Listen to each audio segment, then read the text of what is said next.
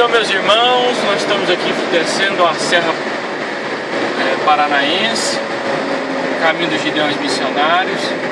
Faltam cerca de 500 quilômetros ainda, dos 1.500 que nós precisamos rodar.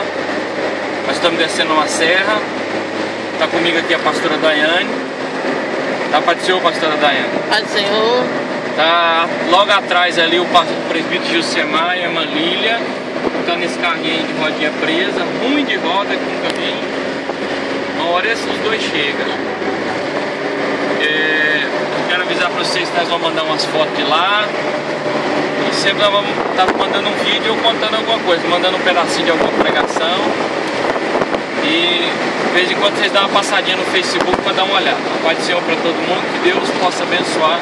E dia 1º, quarta-feira, nós vamos estar lá firme. Eu queria que vocês não perdessem a apresentação do pastor Gilmar, o culto do pastor Gilmar pregando. Vai ser uma benção, encerramento dos Gideões Missionários. Deus abençoe a todo mundo. Fique na paz.